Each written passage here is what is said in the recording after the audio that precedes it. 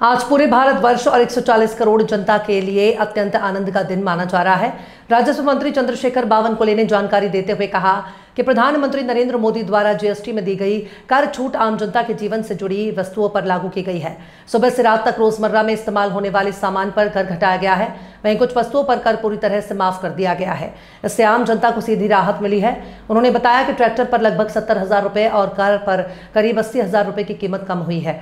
बावनकुले ने आगे कहा कि प्रधानमंत्री मोदी का संकल्प हमेशा से गरीब कल्याण और स्वदेशी को बढ़ावा देने का रहा है। इस नए जीएसटी सुधार से पूरे देश में परिवर्तन की लहर आई है।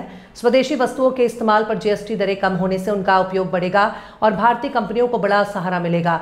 इससे देश का पैसा देश में ही रहेगा और आत्मनिर्भर भारत के संकल्प को मजबूती मिलेगी। इसी के साथ आज नवरात्र का शुभारंभ भी हुआ है। बावनकुले ने कहा कि मां जगदम्बा अपने भक्तों को आशीर्वाद देंगी और महाराष्ट्र की जनता का मंगल करेंगी। उन्होंने ये भी कहा कि प्रार्थना की अतिवृष्टि की आपदा झेल रहे किसानों और खेत मजदूरों को इस संकट से उबरने की शक्ति मां जगदम्बा दे। उन्होंने विश्वास जताया कि प्रधानमंत्री मोदी के नेतृत्व में 2047 के विकसित भारत का सपना साकार होगा। आज भारत वर्षाकरता आणि 140 कोटी भारतीयाकरता अत्यंत आनंदाचा दिवस आहे की आज माननीय पंतप्रधान नरेंद्र मोदीजींनी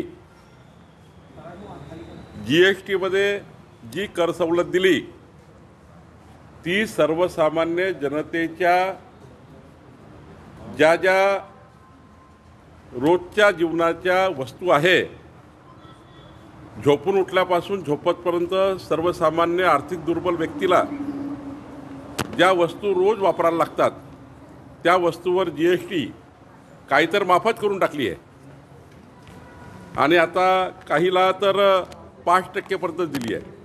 त्यामुळे सर्वसाधारण व्यक्तीला ट्रॅक्टर आता बघितलं तर 70,000 रुपये कमी झालं। आपण कार बघितल्या त्या 80 हजारांनी या ठिकाणी कमी झाल्या।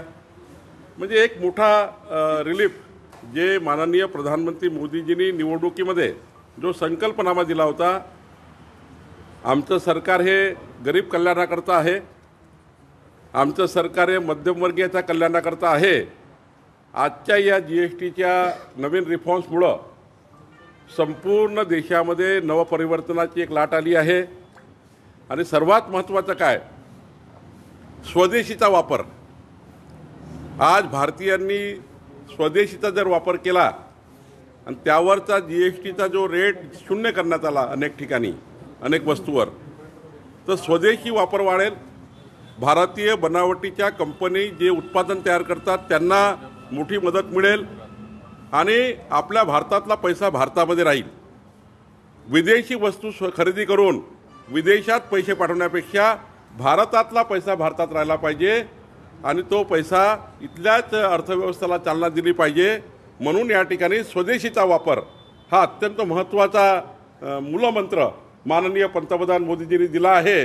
त्यामुळे मला असं वाटतं या भारतवर्षामध्ये विकसित भारताचा 2047चा जो संकल्प मोदीजींनी केला त्या संकल्पाला जोडून कालचा जीएसटीचा निर्णय झाला आहे। कोराडी मंदिरात यावेळेस चांगल्या सुविधा करण्यात आल्या, प्रचंड मोठी गर्दी आहे आज स्वयंभू दर्शनासाठी।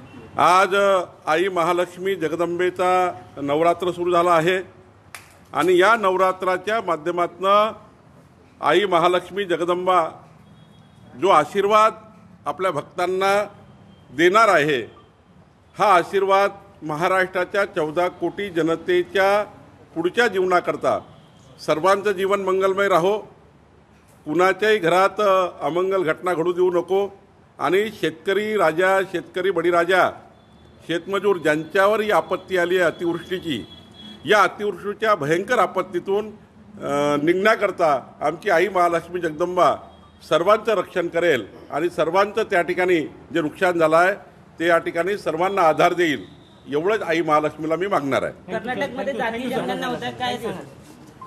देशात होणार आहे।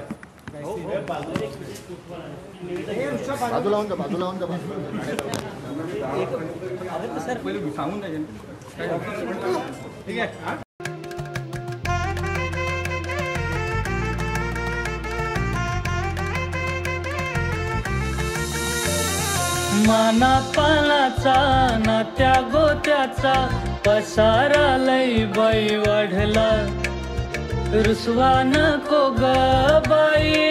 पणाचा मोठ्याने उतारा काढला. लगीन घाई सुचून देई खरेदीने पणा काढला.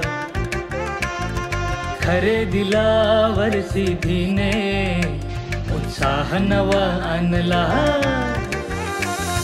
बांधला बसका बांधला